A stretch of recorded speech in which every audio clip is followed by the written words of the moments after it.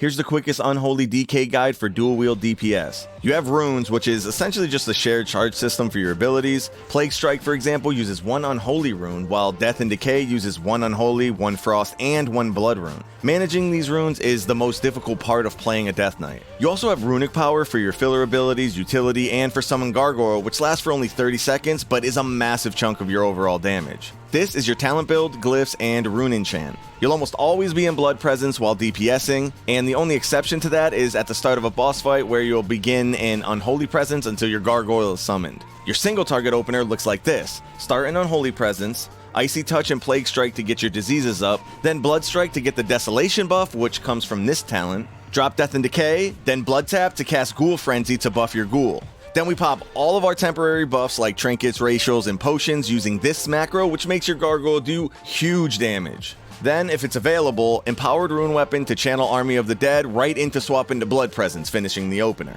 After the opener, you'll follow a 1, 2, 3 Frost Rune, Unholy Rune, Blood Rune priority system, so your rotation will look like this. Step 1, Icy Touch, Plague Strike, Blood Strike. Step 2, Death and Decay.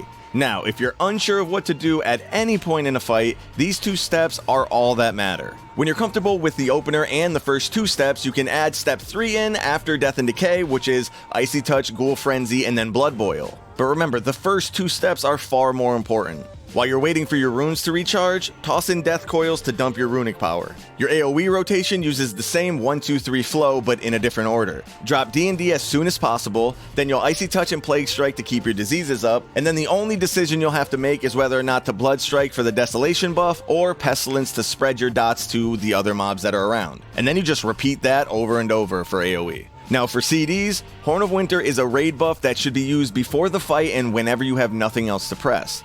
Bone Shield is a 20% damage reduction ability that also increases your damage by 2%, so make sure this is always up. It does cost an Unholy rune, so weaving it in on long fights can be a little bit tricky. Anti-Magic Shell reduces incoming magic damage, generating runic power. Death Pack can be used as an emergency heal with this Death Pack macro. And finally, Icebound Fortitude is your big CD, which reduces all incoming damage by 30%. You guys requested this one, and it was not an easy one to figure out, so which spec should I do next? Subscribe for more Wrath guides.